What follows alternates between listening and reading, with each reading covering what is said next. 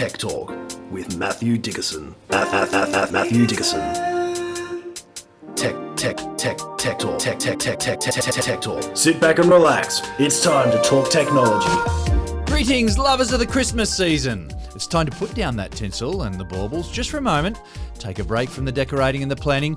Forget about untangling the lights for now. The gift list can wait. Just breathe deeply. Give yourself permission to take a moment for a little brain food in the form of Tech Talk with Matthew Dickerson.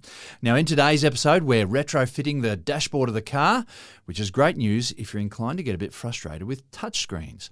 We're going to take a peek over the fence to see what China is doing about their part in the global energy crisis, and we'll take a look at the next big thing in the evolution of supermarkets. But without any further ado, please welcome to the stage, and it's a little early for the Santa hat, but whatever, welcome Matthew Dickerson. Santa, Christmas, are we talking about this already? It was only 12 months ago we were talking about this. Yeah. It does seem to come around. Jolly. It is a bit too quickly, isn't it? It seems to come around. But anyway, that means another season of Tech Talk Season 4 is getting to a close, and I've got to get my gift guide happening. I've got to get my 6 Gs. Otherwise, it's going to be post-Christmas when you're giving out the gift guide. That's right, that's no good. Not very useful. Unless you're after some specials, which are always around after Yes. Christmas. I never quite understand that. Fair so enough. this week, I've had a fun little experience. I've been to the doctor. I don't like going to the doctor. I try and avoid the doctor at all costs. Yep. And I've just had Apple a day. Well, that's right. Keep eating the apple a day. As regular listeners would know, I like riding my push bike even when there's magpies attacking me or other birds that might be able to identify after last week's binoculars. Yeah. But I've tried to do a bit more running, and I just have a bit of a sore foot. Nothing drastic. I thought, maybe we should use this modern miracle of technology we have with X-rays and ultrasounds and MRIs or whatever. So I went and saw the doctor. And what I found fascinating, this is probably old news, but it's new news for me. Mm-hmm. What I found fascinating was when I went to have the X-ray, I got an email to say, put in these details, download this app, and you can go and look at your images on your phone yourself, on your computer, on your phone. Yeah. Now, again, as I said, it's probably been around for a long time. Yeah, and it kind of makes sense that you could do that these days. It's your medical information. It meant nothing to me. I looked at it and I went, well, there's a blurry image of what looks like my foot, I guess. That's right. And I'm assuming it will mean much more to the doctor when I finally get back in contact with the doctor and say, okay, you've got them. But it'd be much more thrilling if you've got some big break in there. So maybe there's some incentive. Well, maybe I'll just get a text out or something. But you remember the old days when you'd get the film. Yes. And you would have to guard that film with your life. Yeah. Keep it in a safe spot. Keep it in a temperature-controlled room maybe. Don't leave it in the sun when you take it in the car. And you would turn up to the doctor without that film at your own peril. Yeah. It would then be rebook another appointment 3 months in advance before you come back and see the specialist again. And we've still got boxes of old X-rays in our garage. And it was always clumsy. Just in case. Well, when you wanted to go and show the break in your arm or your leg, and you'd have to get the film out and take it along to your friendly barbecue or coffee place and pull it out and look at this here. Whereas now you can just do all that on your phone. On your phone. Yeah, I'm going to have more X-rays now, more ultrasound, and say, look, I've got all these images here. Look at them all. Aren't they Time wonderful? to go out breaking bones. Well, that's right. Why not? What the heck? But it is, as you say, it is your information, so it seems quite reasonable that you can access it. Yeah. It's still. Why stop at X-rays? Go and get yourself an MRI. Oh, that's where you go the whole get hog. to see all the guts and stuff. And there's colours. We want colours. The X-rays, surely we can get better than just mono now. Like surely we've got lots of colours there. But it's interesting, isn't it? Because the only thing I suppose is a bit of a downside is that it's one individual company sent me their login. So if I went to a different X-ray company, then there'd be able to be a different app. You've got to get a different app. We want to consolidate it. We want it all together in one medical agree. Record. Well, that's right. But there was some talk at one stage, wasn't there, that we're going to have universal medical records as part of Medicare in this country, so that all our information will be in one, and you go along to any doctor and they could look up all the information. But I suppose that's a long way off, isn't it? But anyway, I liked being able to see it, meaning nothing to me at all, but see it. Surely I can just upload it to ChatGPT and say, tell me the issue here. Who knows? All right, folks, get comfy. Our first story is a chance to get one back on the scammers.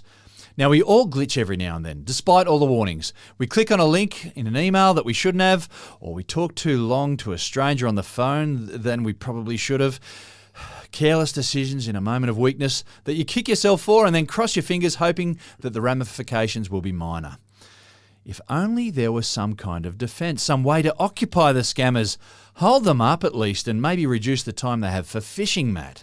I had a sad story just this week actually about one of my daughter's friends who was selling a device online, just put up for sale, got contacted by someone, An hour later, money disappeared from a bank account. Now, there were some mistakes made there, I'm sure, along the way, but the scamming is happening. And some people think that it's just older people or people that aren't that technologically savvy.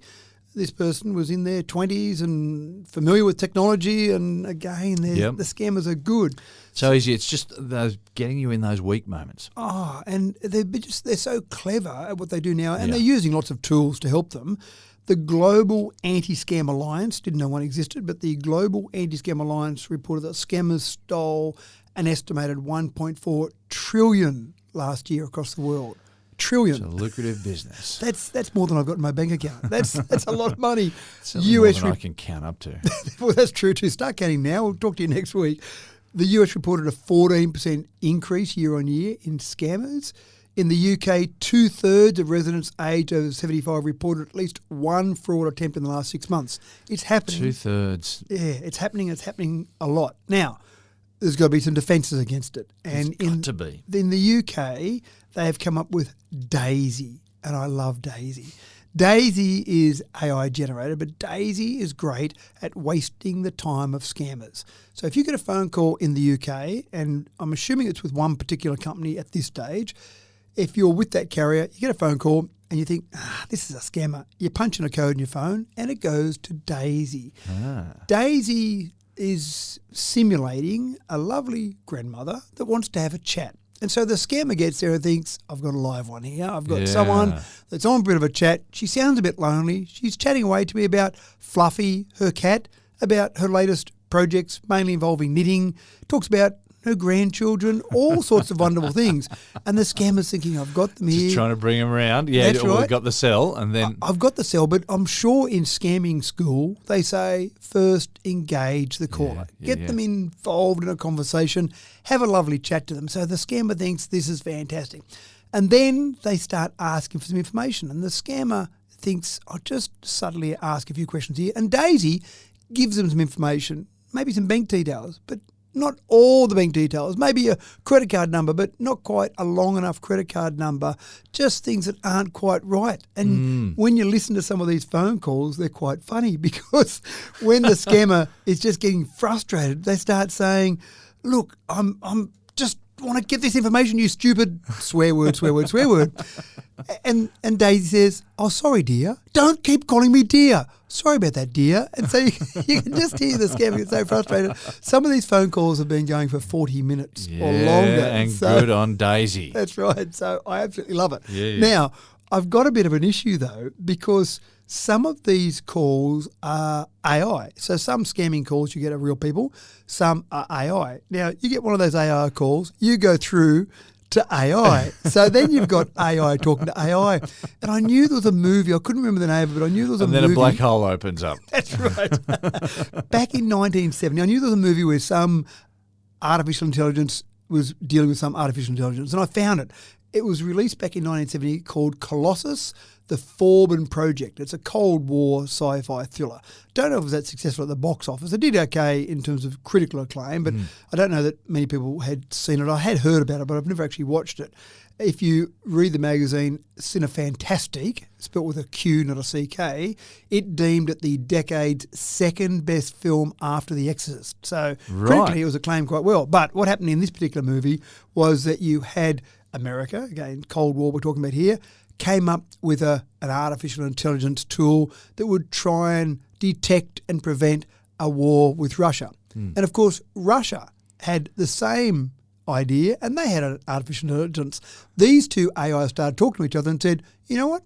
We can take over the world. So basically, unless humans did what they said, they would both, because they were in charge of the nuclear arsenal of each country, they'd both launch nuclear missiles. And you're worried about Daisy starting to swap sides and join the scammers. I'm worried about an AI scammer talking to an AI anti-scammer, and what's going to eventually happen? Do we just get AIs combating each other? Stand back. That's when we get the black hole opening That's the black hole, that's everyone right. gets sucked in and we all die. So at the moment, good. Fantastic, let's try and beat the scammers. But I do worry about what happens in the long term. And I think it's a great idea. Just occupying them means that they're not spending time ringing up other people. If you spend 1 minute on the phone with them, that's just more time they've got to spend with someone else. And I've done it myself. I've been in a car, for example, driving along to get a call, don't know the number, take the call, as obviously a skier, I go, I'm 15 minutes away from where I'm going to get to. I'm having a good old chat to this person. Yeah. And I've had them swear at me at the end of it all when they finally realise that this isn't someone they're going to be able to take some money from. So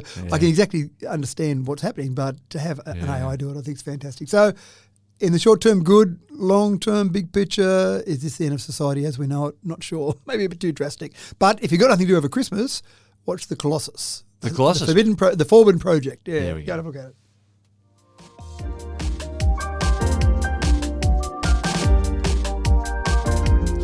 Now, when they hit the market 15 years ago, tablets with touchscreens were nothing short of a revelation.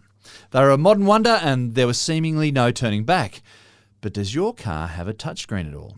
Have you ever found yourself trying to focus on an important job like, I don't know, watching the road and fishing around for just the right spot on the screen to up the aircon or to forward to the next song? It seems that some car makers have heard the frustration, maybe felt it themselves even, and the future may be just all about to go back to the good old-fashioned tactile buttons. Matt, you've got a Tesla. What's your preference? Well, I do love the screen, but I think I've Gives told you a lot of options, doesn't it? It does, but I have told you the story before that one time after an over-the-air update, I went to access the glove box and I went, it's normally there, and I started looking around and I went, what am I doing wasting my time? Just hit the voice control button and say, open glove box.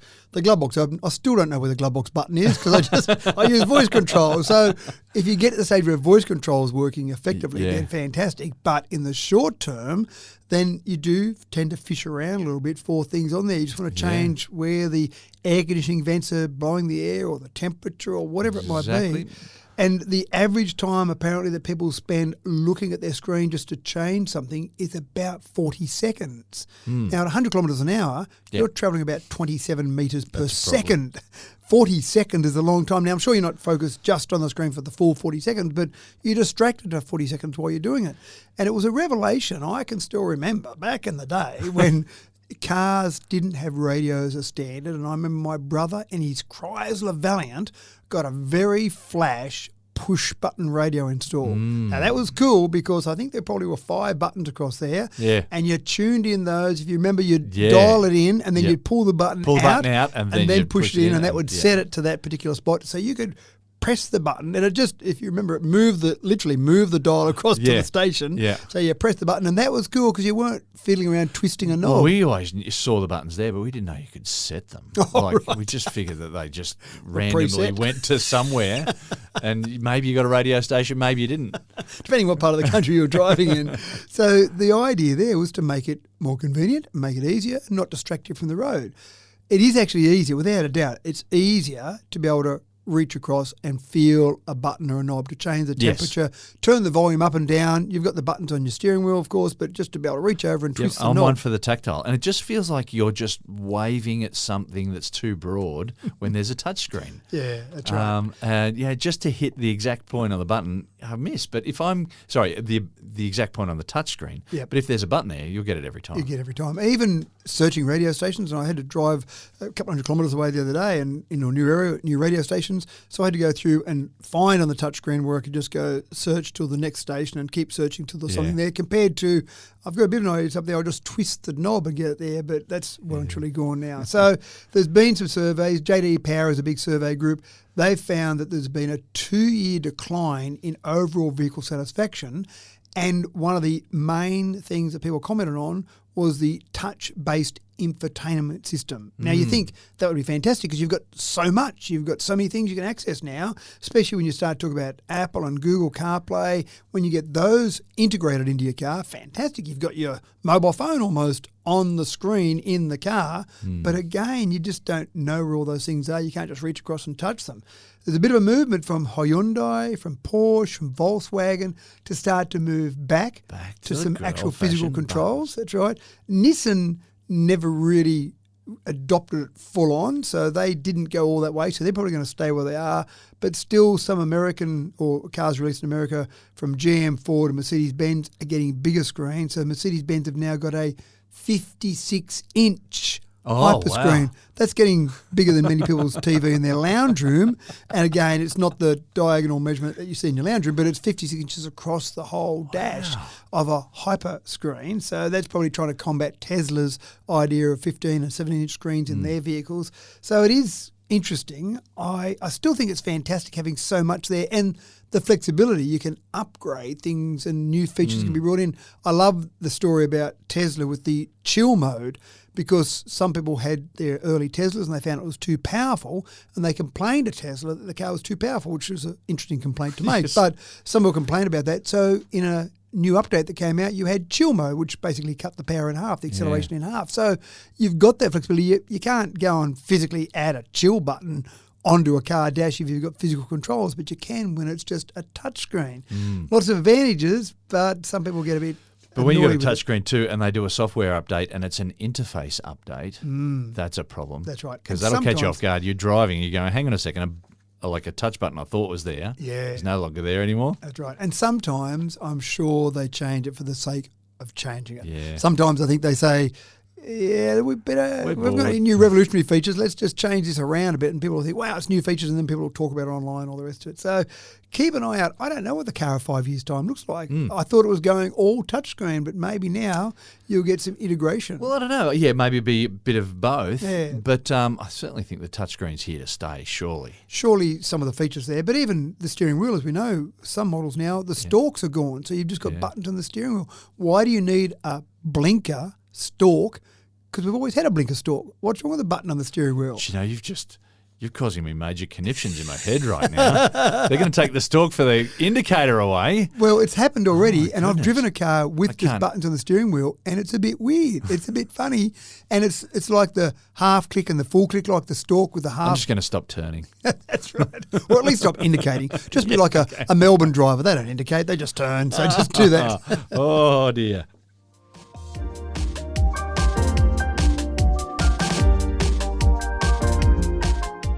Let's face it, folks, once something disappears down the drain, for 99% of us, it's out of sight, out of mind. As long as that stainless steel sink at the end is shiny, well, that's a job well done.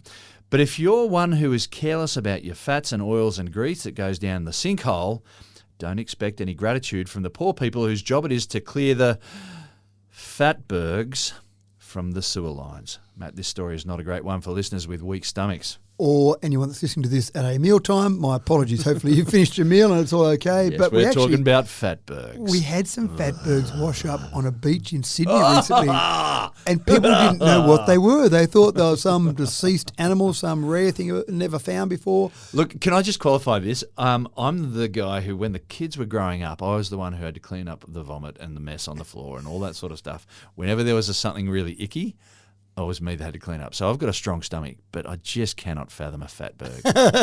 That's right. Well, they analysed these Fatbergs that washed up on a Sydney beach, and they found they had the stuff that you'd expect to have in a Fatberg. So no Anything surprises that gets there. washed down But the sea. that's right. They weren't pleasant. This country spends about $100 million across the nation each year cleaning out blocked sewer pipes from Fatbergs. So they're a bigger problem than most people realise, and a bigger problem than most people want to think about. So, but in Melbourne, RMIT University down there has developed a new zinc-enhanced polyurethane, which you would coat on the inside of concrete pipes to combat Fatberg formation. Now, you think, first of all, it's slippery, so that's good. So it's got less friction. So most sewer lines are fed by gravity and a very low gravity feed, so it is easy for Fatbergs to start to build up there. But you don't think about the friction that much. But if you take away the friction, that's fine. But also, there's calcium that's released from concrete pipes, which actually combined with the fats and oils and grease to solidify. So the pipes themselves are part of the problem. Right. So this is an issue. So put some sort of coating on the inside that's going to make things better. If you use this coating, and it's only early days yet, you reduce the calcium release by about 80%, but also reduce the friction, and then you're going to get, obviously, less Fatbergs formed. So that would be a good thing. Now, I started thinking, are you going to replace all the pipes? No, that would be incredibly expensive, and some of them are very deep. Are you going to just use this on new pipes? Well, it doesn't really solve the problem for all the sewage pipes in the ground at the moment. But This is something you could put on existing pipes, so you could actually have a process to put a coating on existing pipes, and obviously new pipes would be coated with this as well. I couldn't work out how long the coating would stay there for, because presumably the coating is going to slowly wear away over time to get to the point where you eventually wear it out and you need to do the coating again. I couldn't find any data on that, and probably because it's very new. So we're talking about something that isn't able to be used commercially yet, but in development for commercial application in pipes. We're talking about passing the problem somewhere else down the line, because we're not exploding or dissolving or destroying these fats that are in the water. But if they so get are they to going to show up somewhere else? Well, hopefully they show up. Accumulate somewhere else as a Fatberg. Well, no, hopefully they show up at the sewage treatment plant. Oh, yeah. Okay. So when they eventually get to where they're going. So that's the problem is that... Yeah, right, in getting to the treatment plant. Yeah, that's makes right. sense. Sorry. And you've got smaller pipes at households, and then they go to larger pipes and larger pipes. So you eventually get the stage where the pipes are probably large enough they're not going to cause an issue. Although I've heard there are some pretty big Fatbergs floating around in the sewers of Sydney. Well, I've got another SI unit for you here, because in London, Fatbergs did reach an extreme size, and obviously as you get those pipes feeding along and get larger and larger, they found a Fatberg that was double-decker bus sized. Oh! So that's a new SI unit, double-decker bus. Right. And it's not new. I've heard double-decker bus used as a measurement system before, but imagine a double-decker bus-sized Fatberg. That's that old 50s horror movie, The Blob. Yeah, probably. Yeah. That's right. And again, this is in a London sewer. So when you see the movie sometimes and you see people running through the sewers underground, there's some pretty big sewers. Yeah. But a double-decker bus size. So you're running through the sewer getting away from the police, and then you get confronted with a double-decker bust size. That's more fat than you want in one spot. That's right. So what do? Do you attack the Fatberg to get away from the police, or you turn around, put your hands in front of you and say, I'd rather be arrested than go down that way? They found 11 of those Fatbergs in London sewers. So this is obviously is a problem. So you're right, some point it might get to the stage where it's too large, but if you start to reduce that calcium buildup, I think that's part of the issue there as well. So maybe this is a solution, not there yet. I do wonder about plastic pipes. We had a big debate many years ago about plastic pipes for everything, for delivery of water, for water mains, for sewage pipes. Would plastic pipes be better than concrete pipes in this scenario? I don't know how they go long term. Most sewage is still consisting of concrete pipes, so for pipes that have been, or hopefully been in the ground for 100 years or more. So keep an eye out for better coatings on sewage pipes. And for those folks eating dinner, I hope you're still enjoying it.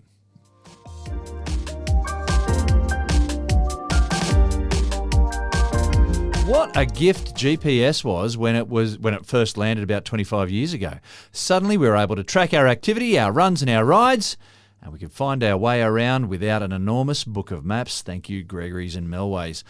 But have you ever noticed that sometimes GPS goes a bit wayward?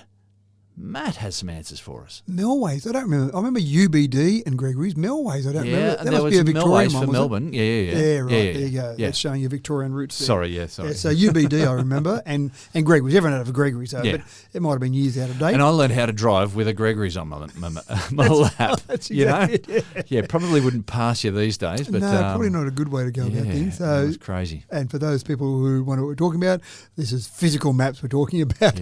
And page 17 would connect to page 58. And that one would go across there. You've got to be careful, because if there was a connection on diagonal of the page, it wasn't just flipping one page. It was you had to find the next chapter. You wanted someone in the car with you to be able to go and do it. So GPS obviously gives us incredible accuracy with where we're at. Now, it all works, the system all works on timing. You've got satellites. The satellites are sitting around about 20,000 kilometres above the Earth. So we're talking about satellites that spin around the Earth once every 12 hours. So they're not geostationary. They're spinning around there, and they've got a clock, an incredibly accurate clock on them. And when you've got your device, whether it be a GPS device or your mobile phone, for example, it's got a clock that's very accurate as well. And the timing of when you get that signal from different GPS satellites and the difference in the time, keeping in mind that these electromagnetic signals are travelling around about 3 by 10 to the 8 metres per second, the speed of light. So it's fast. There are only minimal differences in the time that we're talking about, and that's how you get the accuracy in terms of the triangulation of that data. So it's important that you're getting that signal at a known time. But we do actually get the ionosphere causing a bit of an issue for us. The ionosphere sits... The ionosphere. Yeah, damn you. Ionosphere. Around about 80 to 320 kilometres above the Earth, we've got this ionosphere, and you've got some free electrons bouncing around in there, which can actually slow down these signals ever so marginally. Now, we have worked that out. We've worked out that this is an issue. So we've got about 9,000 monitoring stations around the planet that will actually look at this, look at the adjustment in time based on ionosphere activity, and so it can adjust that and keep us accurate. But I've still been driving along in the car, and I've looked down, and I must admit this is going back a few years now, when you had the old GPS in your car, you didn't use your phone, and I'd look and I'd go, you know what, according to the map in my car, I'm driving along through the trees about 10 metres off to the left of the road. I'm pretty sure it looks like a clear road ahead of me, but the map's telling me that I should be moving 10 metres to the right, which would take me into the trees on the right-hand side. And some of that inaccuracy, and I'm not talking about dramatic inaccuracy, I'm talking about maybe a few metres there, is caused by the fact that some of those signals get slowed down ever so slightly. So the monitoring stations are helping, but we've talked about citizen science before. And when we've got lots of devices out there that are a very powerful computer sitting in people's pockets, they can be used to help us in a whole range of ways. And at the moment, Google is using these with Android phones to basically do corrections for time. To recalibrate them. To recalibrate, yeah. So you're not just using the data from one and go, oh, this doesn't seem right. You're using the data from approximately 100,000 locations around the world. Wow. Where the data is going back from the Android phones to say, no, this time here is a little bit out, and you using combined data from a location. So, for example, you might find a bit of extra activity in the ionosphere around certain spots that wasn't known before. So these monitoring stations, for example, the 9,000 I mentioned, are typically in wealthier nations. In some developing nations, not so many. So the accuracy of data in some African nations, for example, isn't that great. But you start putting mobile phones in those locations, you start to get that corrected data. So it's actually being able to correct the information and make some adjustments, as you said, calibrate or recalibrate the data to make sure you're getting more accuracy in your signals in your location. And all of a sudden you don't have to worry about all those trees that are supposedly in your way. No, that's right. I can have a clear road in front of me according to the map and the road in front of me. So it's just another example, though, of this whole concept of lots of data. How can we use lots of data? The citizen science we've talked about several times before. Yeah. It's another example of that. And I think probably more than that, we'll be able to advance some ionosphere research. You'll be able to even maybe look at getting prepared for disasters that might be occurring. As a whole range of things I think we can have. We'll be able to get a better understanding of geomagnetic storms and the effect that has. So there's a whole range of information we can glean from this. It's amazing. So much to learn from this. It is quite fascinating. And what else can we do with our phones? What are the data can we get? Are we going to eventually get to the stage where we can look at a weather forecast and say it's going to be sunny tomorrow and actually believe it's going to be sunny tomorrow? Maybe that's asking too much.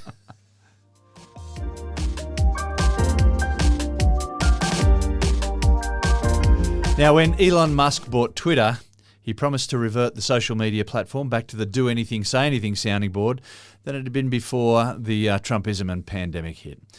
The ideal is that, with all the misinformation that can be passed around there, dangerous or otherwise, that the truth will eventually rise to the top.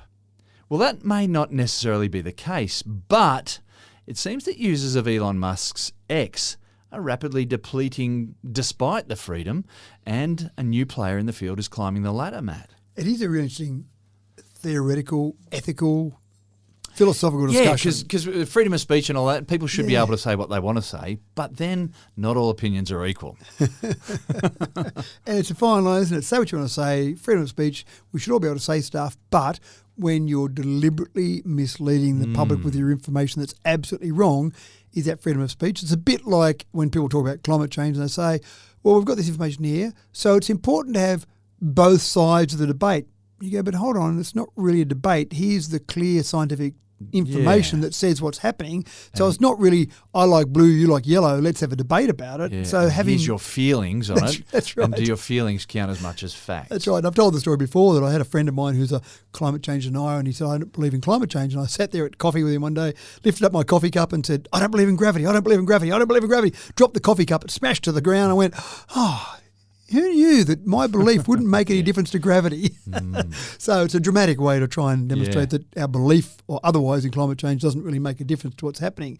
But Twitter has actually lost, or users across the planet have started to lose a bit of confidence in Twitter because Elon Musk has said, you know what, let's make it freedom of speech while I'll use my influence to deliver my message, in particular with Trump. That obviously lost a lot of confidence, I think, in Musk and in Twitter in general. So what do we do about that? Do we say, let someone else go and take over Twitter now because Elon bought it to use it for his own plaything, let someone else take it over? Or do we just create a new social media app? And Bluesky is the new alternative to Twitter. And has that sprung from some of the people who are at the top of Twitter back in the day? Well, Jack Dorsey, the former CEO of Twitter, has basically started Bluesky. Now, he's finally left Bluesky now. Bluesky's been around for a few years. He's actually left Bluesky, but it's up and running. It's going. They're growing. Bluesky's growing at about 1 million users per day. Oh, now, wow. Bluesky's been around. How do you sustain that? That's not bad, is it? Bluesky's been around for about 6 years, but it was by invite only, so it wasn't really growing. But once they saw a bit of an opening there with Twitter maybe declining, then they said, well, let's ramp it up. Now, the problem you've got with many of these social media apps is how do they make money? So Twitter for a long time didn't make money. Bluesky doesn't make money, but you've got to keep increasing your server farms to be able to handle 1 million users a day. That's a lot of extra people on your platform, and if people get a bad experience or it drops out or it's slow, they're going to go, I give up on this one, I'll go and look for the next one. So you've got to have some funding behind you to keep that going while you work out what your business model is. They're trying to stay away from advertising. They might get to the stage where they start paying or charging people to be a subscriber, or maybe charging people for a custom name. So rather than have just a generic name, you might want to have a business name or your own name. So they might start charging for all those things. But at the moment, it's just, there's another one out there. Will it be the one that takes over from Twitter? And I keep saying Twitter. I know it's X. It's called X now, but it's just, people just still, what's X? X marks the spot. Let's just call it Twitter for the moment. So is Bluesky going to be the one that takes over? I don't know. It's another one out there, and it's so hard to keep up. Yeah, and it's hard to just make predictions as to what's really going to happen. Yeah, and people predicted that X was going to die completely, but then it got an influx.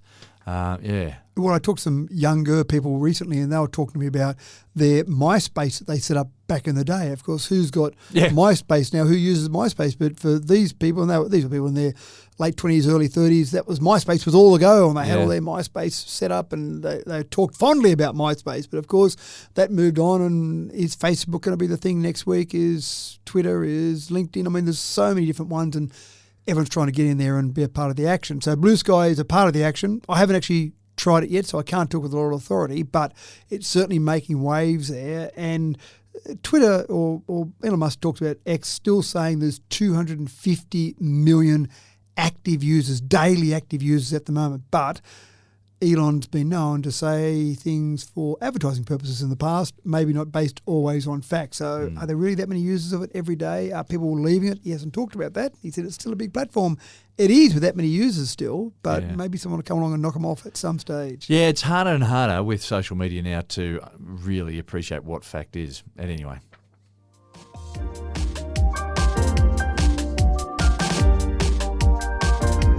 So for those of you still claiming that China is not thoroughly invested in renewable energy, you may be very surprised by some of the details in this next story.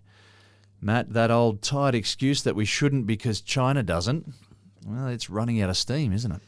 Technically, they produce more renewable power than any other country in the world. By about 3 or 4 times. Now, there is that little thing there that they're a bigger country. They use more power, so there is that. You could also probably say they produce more dirty power than anywhere else. But it's not as if they're going, nah, we're doing nothing about it. They haven't given it the brush off. That's They've right. actually embraced it. And as I said, the argument from a nation like Australia, a very small nation, 25 million people compared to 1.3 or 1.4 billion, is what's the point of doing anything? Because China produces more CO2 than we do, so let's them fix the problem. But again, they are attacking the problem, fixing the problem. One of the ways they're doing it is by building an incredible network of ultra-high voltage power lines. So we're talking here about 800 kilovolt, 1,000 kilovolt. So we see in Australia, I don't know anywhere that's above 500 or 550 Yeah, it's kilovolts. most commonly I thought 330 kilovolts. Yeah, you see mostly 330, and you do see some, and I just can't remember whether they're 500 or 550, but you do see some major backbones at that sort of level. And I know the UK were getting power from Scandinavia at about 500 kilovolts too. They were importing their power. That's right, and you remember the discussion we've had before about DC versus AC. Yeah. Logically, before I started researching some of these ultra-high voltage power lines, I would have thought they're AC because it's easy to basically put that through transformers to go from high voltages to low voltages eventually that we need to use. But DC is better. DC minimises energy loss. You get less resistive and less reductive load, but also you get a skin effect with AC, so you actually get more heat build up with AC. So any of these high voltage ones are typically DC, not all of them, but when you start to look at China, they've got about 48,000 kilometres of ultra-high voltage lines, and that's about 38 UHV lines. 18 of those are AC and 20 are DC. So I thought they would have all been DC, but obviously there are some there. I think if it's a shorter run, AC still makes more sense. So that's quite interesting. And when you talk about high voltage, ultra-high voltage, why do you bother? Well, the losses, as you go higher in voltage, your losses in terms of power losses reduce, and that's why we've got these. So if you go back to just some basic formulas, a power loss is P squared, as in the power you're trying to get from one end to the other, times the resistance divided by voltage squared. So the higher you can get that voltage, assuming the resistance is the same, you've got a cable with a certain amount of resistance and you're trying to move the same amount of power, the higher you get that voltage, the lower your power loss overall. And of course, V equals IR. So you're going to also get, or P equals I squared R. P equals I squared R is the one that we fall back on in school. That's right. And so as you get, or P equals IV, I was thinking of, as you get the voltage higher, the current becomes lower as well. So again, that reduces your losses there with P equals I squared R. So essentially, you're getting better transmission if you get these voltages high. Now, there's a bit of work to transform that voltage from whatever it's generated at to these ultra-high voltage, but that's what China's doing.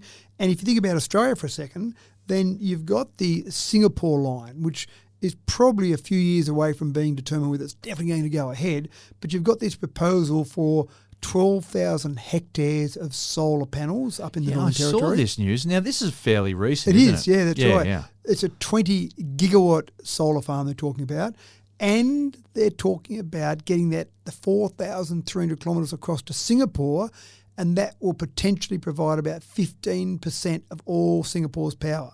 So good export for this nation. And I've said it before, as we run out of things to dig up and sell across the world, we need to have something else. Education we're selling to the world, that's fantastic, but maybe power. We've got a pretty big country here, 7.6 million square kilometres. Let's maybe use some of that to produce power and then export that across the world.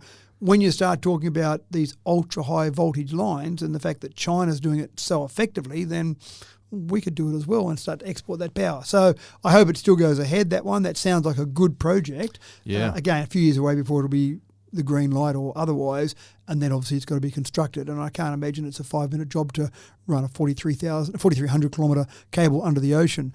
In China, they're very good at it, but they go above the ground still. Not much is done in ground. Some people talk about putting these high voltage lines in the ground because they don't want to see the ugly power poles, but I can imagine it's much harder, much more expensive to put it in the ground. In the ocean, obviously, it's a bit easier, but when you look at China, for example, their longest power line they've got supplies 6.4 gigawatts of power to Shanghai. It's got 3,939 pylons to make up that ultra-high voltage line. So that's a lot of work to go and do all that. Yeah. But if we want to look at an example of someone that's having a crack, let's look over to China and see what they're doing about renewable power. For sure.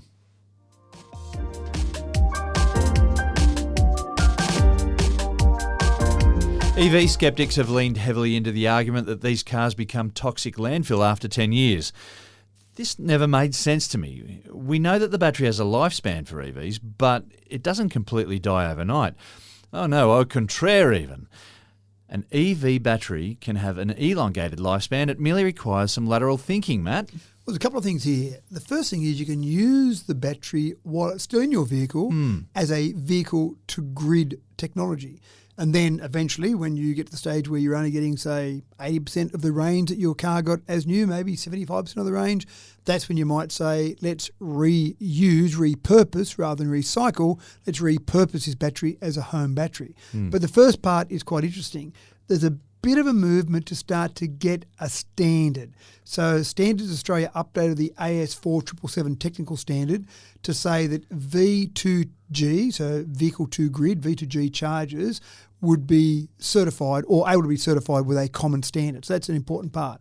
At the moment, I know I've seen a test done in Canberra with some Nissan Leaf vehicles because they do have the ability to go in both directions.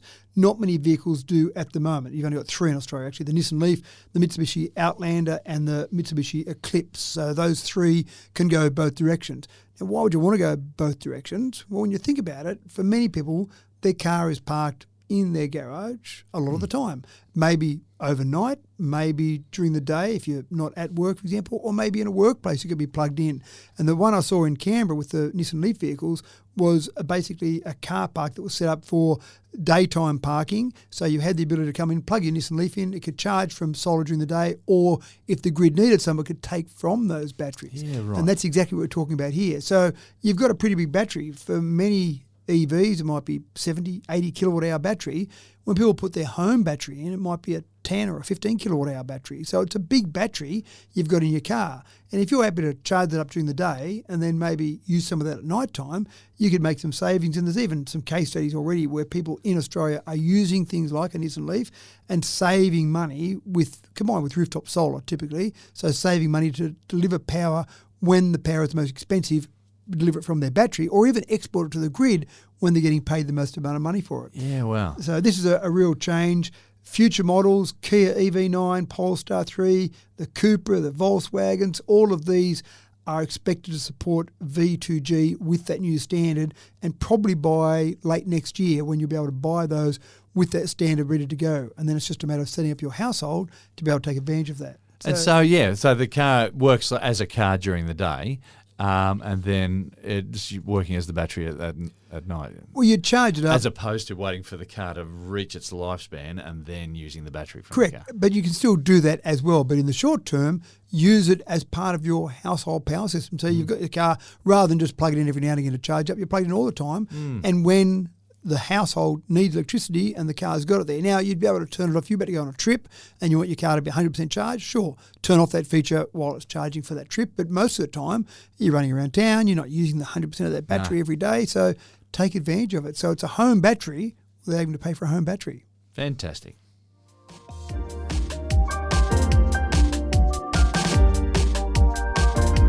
Is there nothing that AI cannot do? Urban planners are now leaning into AI to help them predict the effect of greening cities, creating vast urban forests, finding the best and cleverest places to plant their trees, and not only that, but also suggesting the best species to plant in each location. It seems that AI has a very green thumb, Matt. A green thumb combined with Google Street View, and we've talked about this before. Imagine someone saying, we're going to put a camera on a car and drive around, and everyone else on that planning panel saying, you're an idiot, stop wasting our money and time, let's go and do some real things. Google Street View is used for so many different things and is updated so regularly. Town planners, urban planners are now using Google Street View combined with AI. And why do we want to do this? A few reasons. The first thing is we know across the world we want to increase our tree canopy in urban environments. It keeps our cities cooler without needing to worry about air conditioning, and it makes it more pleasant for people to live, more livability, more amenity in those particular locations. So that's a fantastic thing to start with. Yeah. But when you're planning a city, planning what type of trees, where you not plant those trees, but the other big issue is let's plant lots of trees. That's fantastic. We'll increase our tree canopy, but trees have roots. And we've got lots of infrastructure under the ground. Sewage pipes we talked about before. Sometimes you get blockage in sewage pipes because you get a pesky little root that comes through in that sewage pipe. We've got telecommunications underground. We've got water, sewer, a whole range of things. So you want trees that you can have control of the roots or direct those roots, but still increase that tree canopy. So combining Street View across the world, and at this stage they're looking at just some cities in America, 23 cities are using this in where they've created a digital twin. So they've said, here's a city based on all this information we've got from across the world, combine it with AI, and now what's this city going to look like in 20 years' time if these trees stay as they are, or could we replace some of these trees? What's the best tree? How's that canopy going to grow? Yeah, and you've right. still got above ground infrastructure like power lines, and we know that various electricity companies, one of their important jobs is to come and trim those power lines to stay away from trees starting to touch those power lines and cause issues, cause fires typically. But sometimes when they crop those trees or trim those trees, they do it in such a way that they're just avoiding power lines, and you get this tree that was a beautiful big full round of tree, and then suddenly it's got a big ugly gap. Y shape. That's right, yeah. But I'm imagining that, even people who are putting solar panels on their house, they could be at risk as well. Get a big tree there casting shade over their solar panels, and that could be an issue. I never thought of that. But still, I'm sure this is something that AI can manage. Well, that's exactly right. When you've got so much information, and that's what you've got from Street View, you've got all this information. So urban planners are looking at it. Again, they've started on 23 cities in the US, and they've said, how can we start to plan these cities better?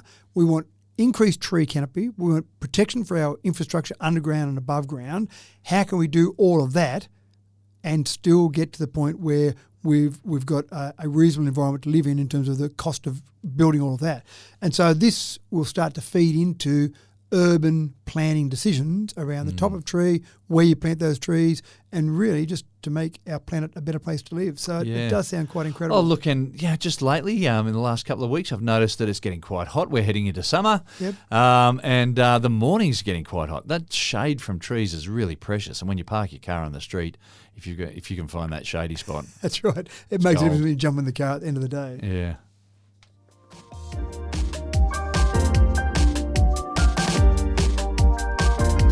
Supermarkets have undergone something of a revolution in recent years, for better or for worse. When self-checkouts first opened in Australia back in 2008, the response was mixed, as you would expect, but 16 years later, they've proliferated across the countryside in the big chain supermarkets. Well, the next step in the evolution of supermarket technology is set to kick in with digital trolleys. Matt, what is the advantage for consumers with digital trolleys? I don't think there's any advantage for consumers on this one. I think there's an advantage for the supermarkets. Okay. But while we're at it, could we just get trolleys that you could steer? Surely that's got to be a challenge someone's got to take on. Don't go like you're on railway tracks. That's right. You know? That's right. I want a steering wheel. I want a trolley. It's just got a little steering wheel at the where the handles are, and the front wheels only turn, and I can just turn the steering wheel as I want to go around corners. Is that too much to ask for? So, but in this particular example, I want to hear from someone, because we've got some of these supermarket trolleys already, not in our local supermarket, but if you're living in Sydney in Kellyville, Windsor, Lane Cove or Parramatta, they've already got these smart trolleys at the moment. Now, you were talking about how you're not sure how it's going to help out the consumer. I remember watching a news program do a story, shall I say, infomercial about these things. Yep. And it was, everyone's going to win on this. But, yeah. Well, maybe they are. So as you shop, you'll have potentially recommendations come up on your smart screen of other things that you might want to buy. So, for example, you go along and you buy some Spaghetti. and might then say, here's spaghetti sauce. That's right, and here's some mints. Or you buy some cracker biscuits and it says here are some nice cheeses or dips that you might want to purchase. So you might call that an advantage for the consumer. What they found over in Norway, there's a chain of supermarkets over there that said that they've increased the shopping per customer, so the amount of the average trolley amount, if you like, by 6% after they introduced smart trolleys. So that sounds like an advantage to the supermarket to me. Did it mean that the person bought all the things they needed and didn't have to come back down to the supermarket the next day because they forgot something? That's the really nice way of thinking about it. So maybe there's other ways. Reckon if I can download my shopping list onto the digital trolley, that'd be good. And then just a reminder, stick to your shopping list, James. That's right. Do you think it's going to do that? You don't need. That's you right. don't need. You put something extra in that wasn't on your shopping list, James, put it back now. I'm not sure if it'll do that. But you will be able to scan products as you put them in. It'll be able to track your spending. So if you're trying to say, I've got to stick to my weekly budget, I want to be able to spend just this amount, then, and I thought for share houses, so some of my kids are in houses with share houses, and they'll have their pooled money and they'll make sure they want to stick to that. That's how much you're allowed to spend when you go shopping, and they take it in turn. So that might be handy as you're scanning products, putting it in. Oh, I've just gone up to my limit, I better stop or put that one back. So you can do that.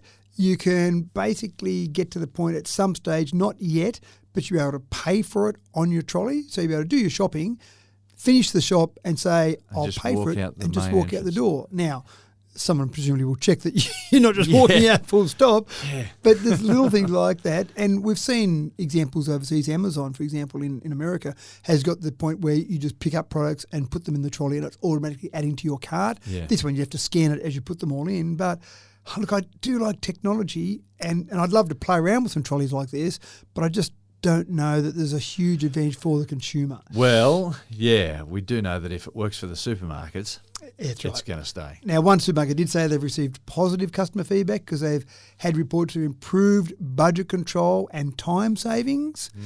So that's good. I'm being a little bit cynical, just not sure that they've taken all the feedback, but they really are encouraging impulse purchases, I think, and sell through targeted promotion. So when you've got that one thing, the things that link to that, I think it makes sense. So the other thing that's not so much linked to the trolleys, but certainly is something that's happening out there is getting to the point where you've got electronic ticket pricing. So rather than the good old-fashioned bit of paper, and you look for the special ones.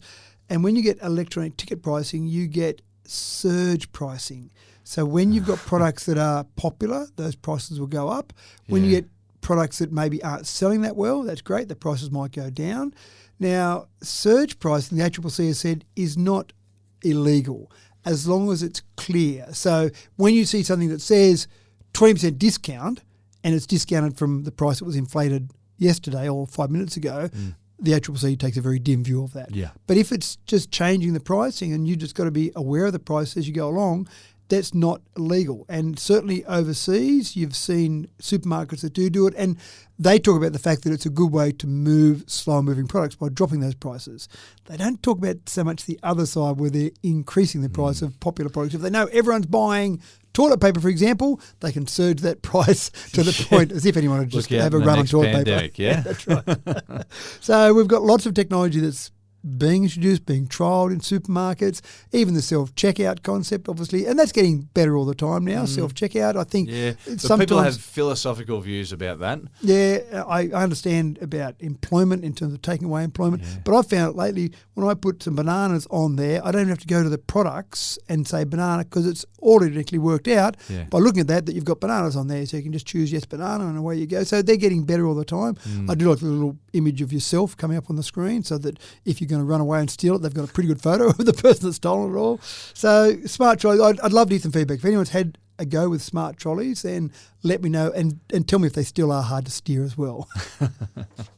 And with a finger on the big red button, we are ending this episode right there, folks.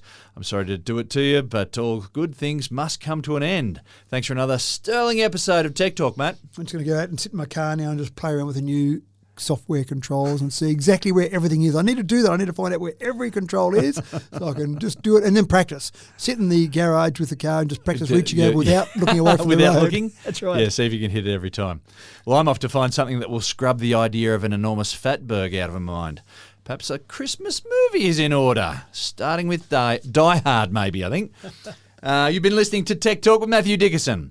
All thanks to the modern marvels of fibre optics, copper cable and or electromagnetic waves bouncing their way gleefully through your atmosphere. Thank you, Nikola Tesla and Guglielmo Marconi, for your part in today's delivery. Thanks for tuning in once again, folks. I'm your host, James Eddy, and I'm so grateful for your company. Tell your friends about us and bring them along in a week's time for our next cracking episode. Until then, take care, get busy Christmas shopping, and we'll see you next time.